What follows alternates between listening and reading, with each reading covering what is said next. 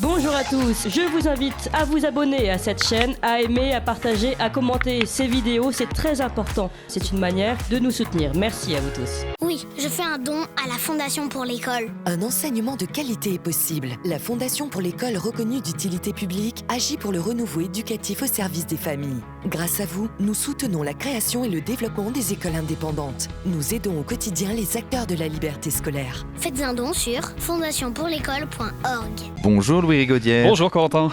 Bonjour Corentin et bonjour Valentin. Et Valentin, parce qu'il venait, voilà, il était pas là. Bonjour, il m'aime pas. Et ça y est, il s'assoit. Non mais je pensais qu'il allait partir, c'est pour ça. Et bonjour. Jamais bonjour à moi. Et à Franck, bien sûr, à Franck Omanette. Et à Bonjour, Adèle, salut.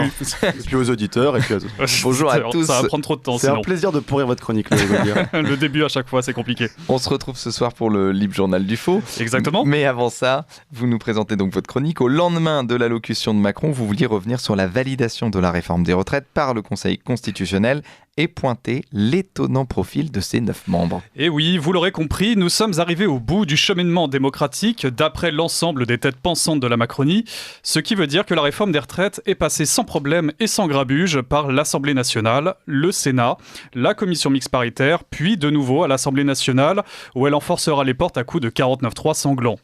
La dernière étape était donc ce fameux Conseil constitutionnel qui devait valider la loi et vérifier sa conformité avec notre Constitution.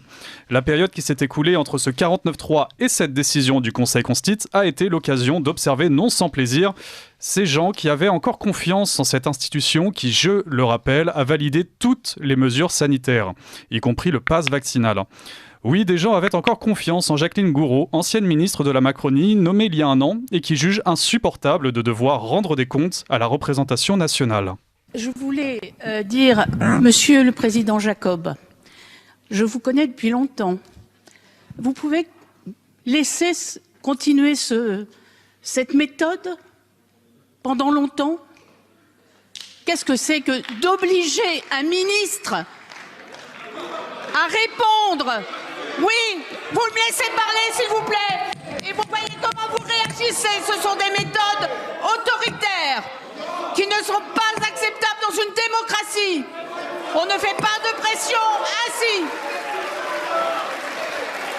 Mais qu'est-ce que c'est que ces méthodes? Mais qu'est-ce que c'est? Oui, il y avait encore des gens qui avaient encore confiance en Alain Juppé, lui aussi ancien ministre qui représente à lui seul la quintessence de la technocratie française.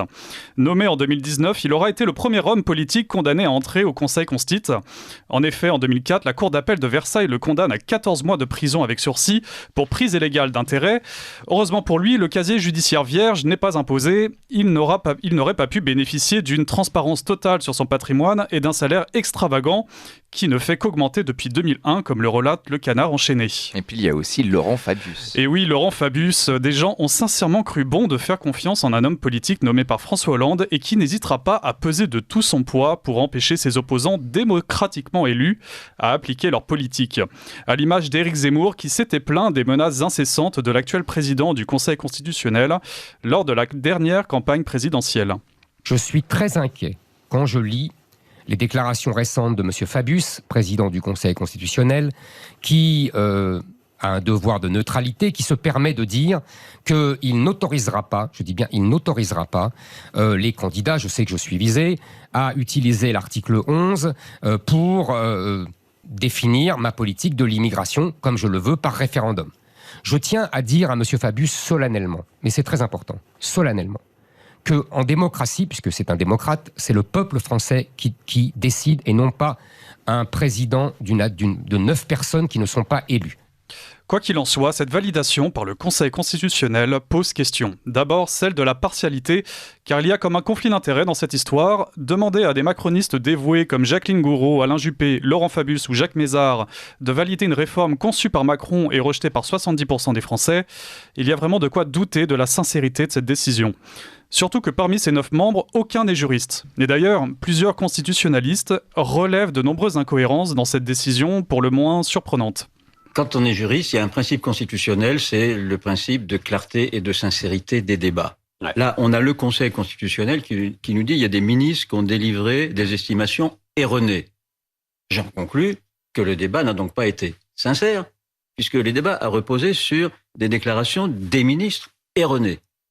Ouais, ça va être très difficile d'expliquer à mes étudiants comment le Conseil constitutionnel raisonne. Quand le Conseil dit qu'il y a eu un usage inhabituel des procédures de rationalisation du débat parlementaire, là encore, c'est factuel. Souvent, on dit la procédure, c'est embêtant, etc. Bon. Sauf que la procédure, c'est une garantie de la qualité d'une loi. Si une loi est faite à l'arrache, et excusez-moi l'expression, elle n'exprime pas la volonté générale, et après, on ne peut pas s'étonner que les citoyens n'obéissent pas à des lois qui ont été élaborées à l'arrache. Alors d'ici là, il reste un petit espoir qui tient en 3 lettres, le RIP, ou référendum d'initiative partagée, pourrait dans un mois être validé par les sages, mais au vu des explications que je viens de vous fournir, il y a malheureusement très peu de chance. Rendez-vous donc dans un mois. Merci Louis Rigaudière pour cette chronique, puis on se retrouve ce soir dans les Journal du Foot. À ce soir.